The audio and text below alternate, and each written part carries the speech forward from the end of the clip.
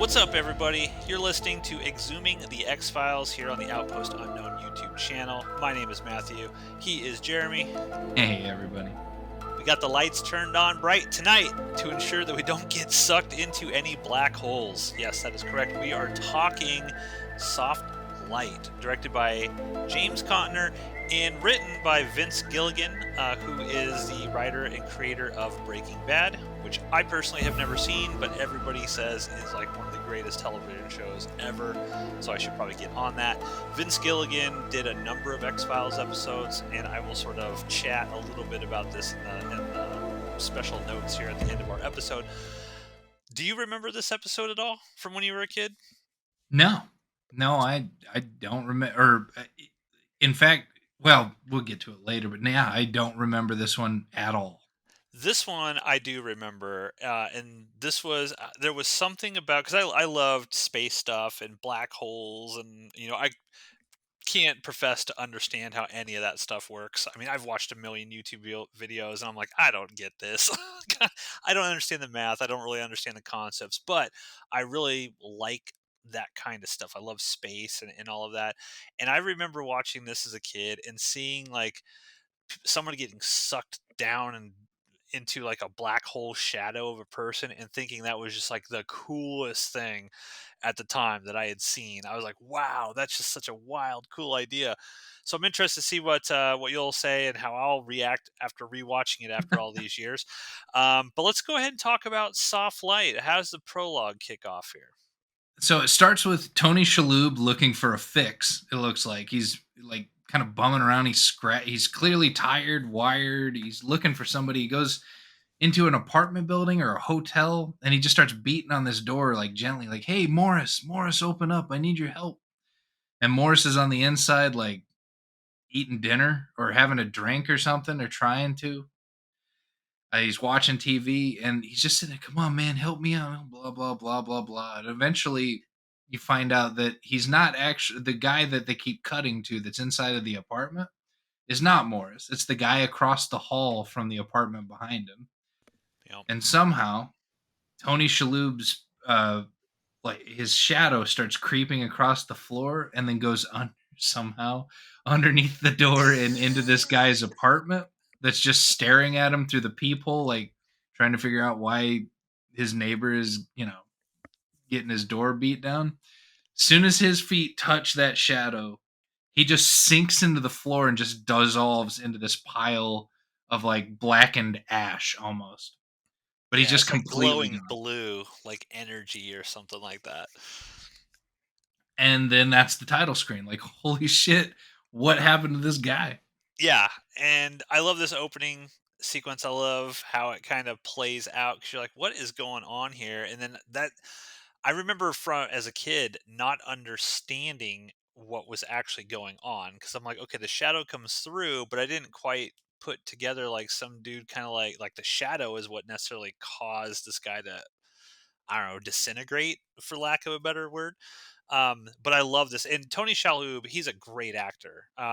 He was in Monk. I don't know if you ever watched Monk. He's been in a bunch of different horror movie stuff. He's just a really good actor, and he really sells this like I'm strung out, I'm paranoid, I'm freaking out sort of thing, and he just sells it really well in this opening sequence. And it's like wow, okay, I want to know more. Like it does what a prologue of an X Files episode needs to do. It Supposed to makes do. you Absolutely. excited to see the rest. So, a former student of Scully calls them in. Yeah, she's a detective now and once heard that they're on the weirder side of things. They're Do trying you to figure out do you what happened. recognize that girl? No. The I don't. detective? No. She was the you remember the episode Gender Bender? Yeah. She's the girl, the gender bender that the guy turns into. She's the girl. No way. All right. They brought her back for this. All right. Well, good for her. She plays such an important role. Um, they're investigating what happened to the guy across the apartment because he just vanished. His door was locked. His drink was still full, but he just vanished without a trace. And didn't he have no? Was it he some fed or some? No, that was a different thing. No, I think he was just like he was a dude. And And this then is her very first case, and she had yeah, to right. call on the FBI. Doesn't want anybody to know. Yeah, and she was given it as a shit assignment by her boss that just didn't want to toss her any other bones. And right off the bat, she calls in the FBI and had to keep it a secret, which I thought was hilarious. She's Yep. just overreacting to her first case. But they see this pile of blackened carpet with kind of like a handprint almost in it. And immediately Mulder goes to spontaneous human combustion. And I always enjoyed the spontaneous human combustion mystery stories because it's always been so weird Yeah, in the realm of fucking weird stuff. yeah. There's this great piece of dialogue here because it's clear that Scully has a relationship with this new detective. She mentions that it was a student back at Quantico or whatever. But it's clear they have more than just that because she tells Mulder, "Oh, I've heard a lot about you," and then Mulder tells Scully, "Well, like we'll talk later." And so they really establish that Scully knows this woman really well, or has been at least on good friendly terms with her in order for her to be talking about Mulder in that kind of way. So I thought that was kind of interesting, but they never really follow up on that at all. No, they don't. But he does get a weird, kind of a cutesy line in there, and I can't remember. I didn't write it down, unfortunately. They do the cool thing with the Tombs reference. So you could tell that Vince Gilligan was actually he liked Tombs because when they're walking in there and looking around, Scully walks up to the Oh heat register, yeah, and she looks down, and then the girl's like, "Well, you don't think anyone could squeeze through there, right?" And then Mulder's yeah. like, he's like, "You never know." I was like, "Oh, cool Tombs reference. That's fun. I like that." um, Somehow in this investigation, they end up like pointed at a light bulb that's in the hallway for no reason. Yeah, I think they noticed that the light is off across the way. And so then they're like, well, Checking for somehow, fingerprints. yeah, I don't know if there's like a leap in logic there or something, but later on, What?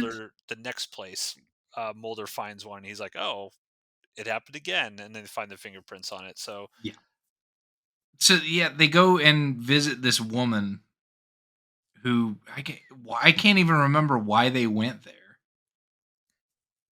the But woman, I'm trying to remember the woman. the woman that or it was an old lady and they go up to her house but they stop at the lamp outside and that's when Mulder unscrews that second light and then shines Oh, his little yeah. flashlight through it and sees that other fingerprint.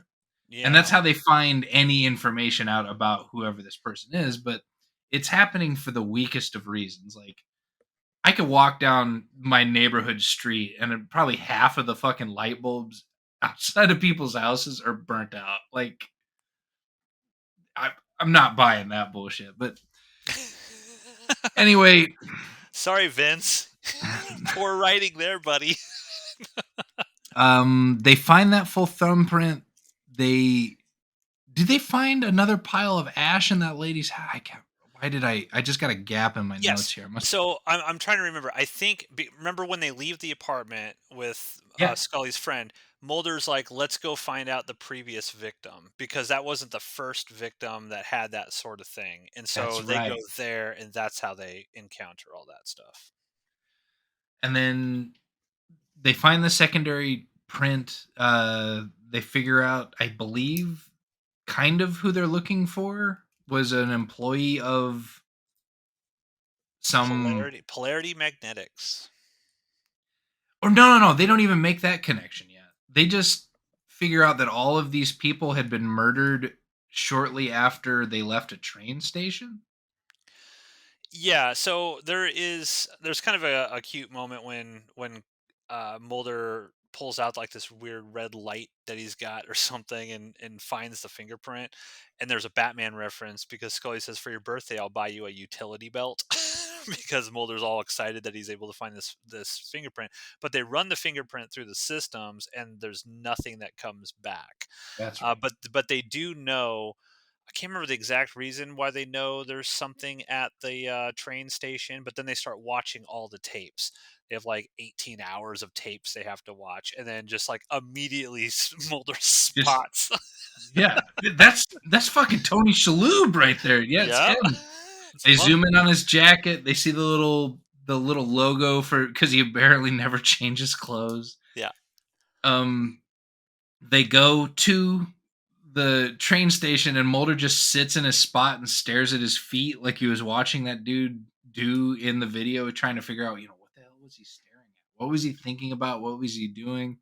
And then Tony Shalhoub shows up, and they just completely screw the pooch like they did in the previous episode with the bus people, like pointing out the pustule guy and then just staring at him until he notices them, and then he fucking bolts. yeah. There is a sequence before this though, because Tony Shalhoub kills a couple of cops Yeah. because he's in an alley or he's trying to run away, and he's got two cops that are drawn on him. They're like, get out here," and his shadow, I guess the way the lighting is, he's got two shadows, and it kills both cops almost simultaneously, and he freaks out and runs away. But it wasn't his Yeah. fault. No, it totally was because he was at the train station. Then he chose to leave the train station for no reason.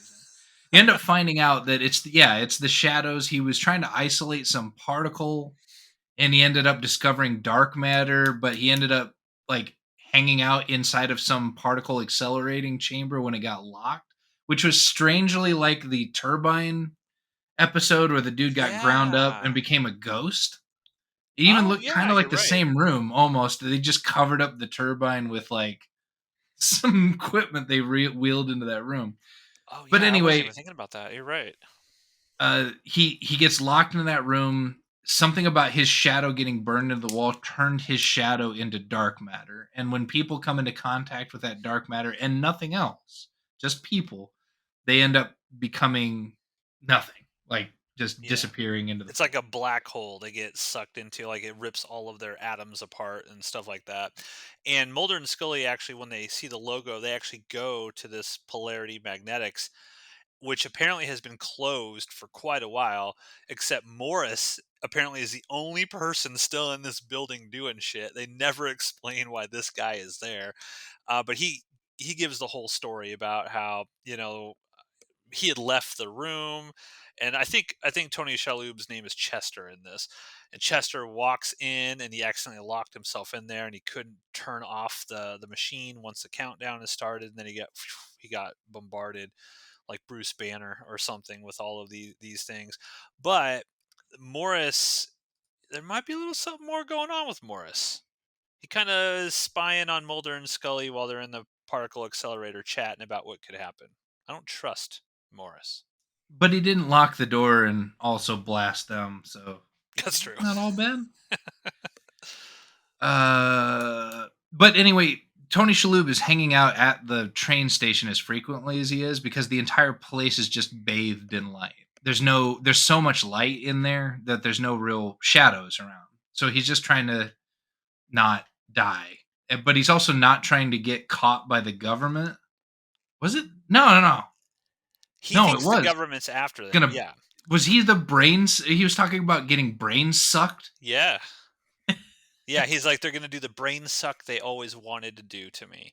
And he's trying to stay away. And he tells Mulder and Scully when they finally get him and they find him, he tells Mulder and Scully that, hey, yeah, like this is really fucked up, but all I can do is study it and try to control it. And he's like, if I die, I don't know. He thinks that this thing might be tethered to him, and if he dies, it then is released, and who knows what could happen at that point in time. So he's trying to stay alive, but trying to protect people, but also trying to study this thing, and he's afraid that the government's going to get him, and basically, just keep him alive to, I guess, poke and prod him to find out what's going on with this shadow. Sure. But he's also telling this to an FBI agent who's a part of said government that he's trying not to get brain sucked by, True. which was weird. Let's see. I want to know how they transported him to that to the jail where Mulder and Scully are talking to him, because Mulder and Scully chase him, and then they're about to get, I guess, black holed when Mulder shoots out the lights. But how did they get him from there to this police station in this cell without him running into anybody? It just I seemed haven't it seemed weird. I have it on good good faith that it was voodoo. Voodoo. So they yeah, the local police guy shows up, or like the police chief that is following the student of Scully's, or just comes in. He's like, "You guys," or finally tells the FBI, "You guys aren't supposed to be here. We're gonna arraign this guy and send him over to county." And Mulder's trying to argue with him. It's like, you're not really thinking about any of this. This guy's basically a weapon and will just destroy people like crazy if you guys don't take any precautions. But he's like, no, no, just get out. It was a dick waving contest there for a little bit. Yeah. Then he meets with, or Mulder ends up meeting with X to get info. X doesn't seem to know anything about it, but Mulder's like, you need to step in and do something about this because this guy is dangerous. And Yeah. so X says, I'm not going to do anything about this, but in fact does. He grabs a couple of guys, they go break into the hospital or the semi jail that he's in, not the permanent jail that they're about to Yeah. take him to. And he ends up losing both, or X ends up losing both the guys he came with because of the shadow thing.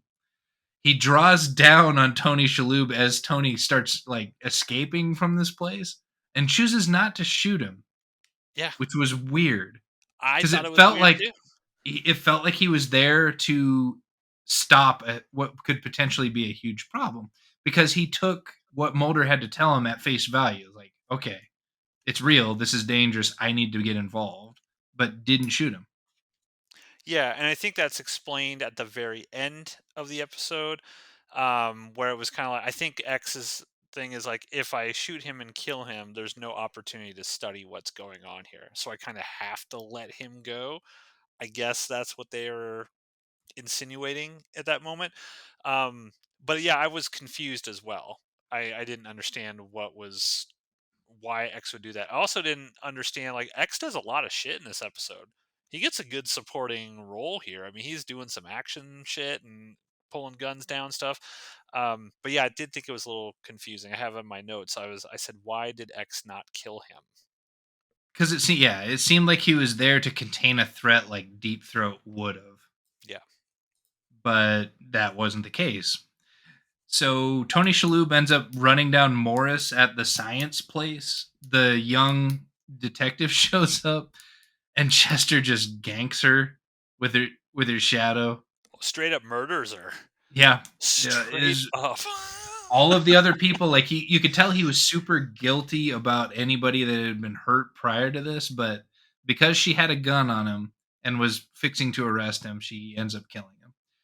I think what he wants to do is crawl back into the particle accelerator and just have the job completed.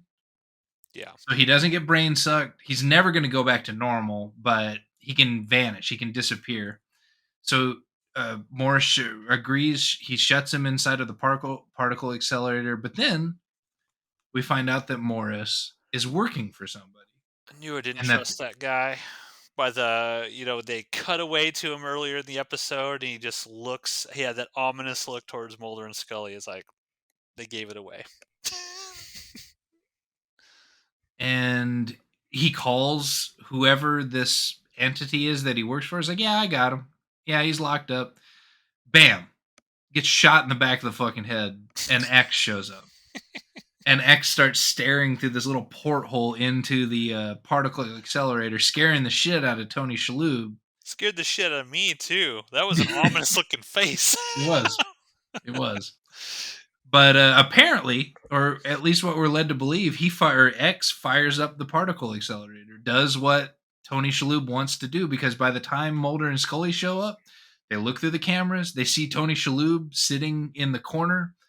The particle accelerator starts falling up, or firing up, and then big flash of light, and there's just a shadow of a chair where Tony Shalhoub was sitting. Yep. But M- But what? Don't leave me let me hanging. let me read my notes. he or Mulder's pissed off about it. He wants to go to X and just say, "You killed that fucking guy. Like we're done. I am not meeting with Yeah, you anymore because you don't have any scruples. You just offed that dude." But X says, "I didn't kill him." He's yeah. like, "I know you had to think a lot about me, Mulder, or whatever, but I didn't kill that guy." I'm like, "Okay." Walks away from him. Then we have another funeral scene for the detective, but Dr. Blockhead doesn't climb out of the grave, and I was kind of disappointed by that. Well, my note here is they're at the funeral and Scully walks up to Mulder and she says, "I'm not sure how to feel about this, Mulder." My note was, you should feel bad? Question mark. Yeah, yeah. Your got dead, and there's nothing left for. But okay. And then they posit that maybe the person that they saw in the particle accelerator vanished because some third person that was not Morris and not Chester might have been there to take Chester's place. Well, see, I think what happened was X put Chester in there to get rid of Chester's body, or I'm sorry, Morris. He put Morris in there to get rid of Morris's body because doesn't Scully say like they can't find Morris? Oh, Morris I just thought they disappeared. found Morris. Oh, I thought that, I maybe I oh, well one of us is right. Yeah, I thought they put listeners leave a comment down below. Who's right? Did they put what happened? did What? X put Tell Morris in us. there or was it somebody else? Yeah. So, go ahead. Oh no, I was just going to point out a couple things that before we get to the very final shot of what actually happened to Tony Shalhoub. Um, when X is talking to Mulder and Mulder's pissed off, he's like, "I'm cutting off our relationship right now. Like this is over." I like when X said, "Despite my loyalty to my predecessor, I've never made you any promises," which I thought was a really kind of cool line. It's actually true. Like X has not really ever promised Mulder anything at all. He just is like, "I'll use you when I want to use you," sort of thing. Um, Other thing I did kind of like in this episode was when Scully, like when Mulder is telling that detective's boss who's just being a dick. He's like, "Get out of here! No one called the FBI." Blah blah blah blah blah. And then Scully was like, "All right, come on, Mulder, let's go." Sort of thing. Mulder actually kind of gets on Scully's ass and is like, "You know what? I don't appreciate you sort of basically trying to help out your friend here with her career rather than focus on what's important." And Scully has that line like quote, "She's a woman trying to survive the boys club, Mulder. Believe me, I know how she feels," unquote, which I thought was a kind of a cool little aspect to Scully's character where she was not trying to push the issue, but from her perspective, she can understand how difficult it would be for this person she really cares about on her very first case, who's already botched things multiple times, to not pile on her in front of her boss, which I thought was a very interesting, telling sort of comment there. But what is the finale of this, Jeremy? How does this all end? What happened to Tony Shalhoub? He is in some sort of lab getting tested on, and he looks like he hasn't slept for even longer than ever before Yeah. because they're trying to figure out, what is it about him and dark matter. And you see, X is in the room, isn't he? Yeah, X is watching. So Yeah. X walks up to that doctor that's monitoring him or whatever, and the doctor basically says, "We could have used Morris." I'm pretty sure. I think he says we could have used Morris, and X is like, "Yeah, just keep doing your thing." And the doctor says something along the lines of like, "We're going to be studying this guy for a really long time." And then the camera sort of pans into this room, and Tony Shalhoub does this great piece of nonverbal acting where he's just looks all fucked up and just a tear runs down his Oh eye yeah. because it's like the one thing he was most scared of and trying to avoid now he's fucked for the rest of his life, so to speak. So yeah, that's that. Brain suck. Brain So, sucked. what'd you think of this episode? I love this episode. I loved it when I was a kid. I love it now. I still think that there is, as an adult, you see all of the warts on kind of like the writing aspects and some of the stuff, and how they just kind of move the plot along at an unnatural sort of like, oh, light bulb, fingerprint, boom, we'll get to the next thing here. So that kind of stuff I have to learn, or I am learning as I watch through these. I got to kind of let some of that stuff go and just kind of enjoy the story for what they're going for. And I thought the story was really cool. I like Tony Shalhoub's performance. I really like the idea that there is this black hole shadow. They never explain why this black hole doesn't just suck the earth into it. They never explain why it happens to just be people apparently that get sucked into it. So it doesn't make any logical sense, but it was still fun. I really like this one. I too liked it a lot. We had 2 episodes in a row that were just really well put together, solid writing. There's only a little bit of stuff that was hokey, but it these things need to happen just to forward the plot. So yeah, Yeah, you have to take the good with the bad and just accept it. But all in all, excellent episode. And Tony Shalhoub really carried everybody through it. Not that there was bad acting, but he was stellar in this episode. for sure, for sure. So, some fun facts about this one. Soft Light was the first episode written by Vince Gilligan, the creator of Breaking Bad. Prior to writing the episode, Gilligan, who had long been a fan of the show, learned that his agent was a relative of series creator Chris Carter. Thanks to this connection, he was allowed to meet Carter, and during this meet, Carter asked Gilligan if he had any episode ideas. To which Gilligan quickly noted that he had been observing his shadow and thought it would be creepy if it began moving independently. Carter asked Gilligan to develop a script based on the idea as a freelance project, although when the episode was finished, Carter offered Gilligan a job as a permanent writer.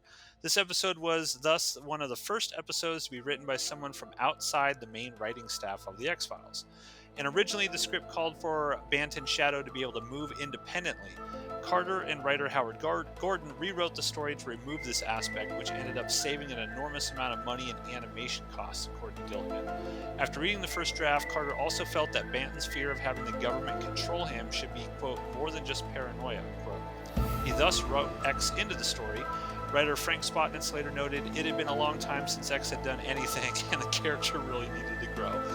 And Gilligan himself inserted a reference to the villain Eugene Victor Toombs from the first season episode Squeeze and Toombs in a conversation between Ryan and Mueller, which we discussed earlier. And then Kate Twa, who plays Kelly Ryan, the cop that gets deep fried into the shadow, previously appeared in Gender Bender playing the female half of the gender switching serial killer. So there you go, folks. That's our discussion of Soft Light. Leave a comment. What did you think about this episode? Tell us if we missed anything.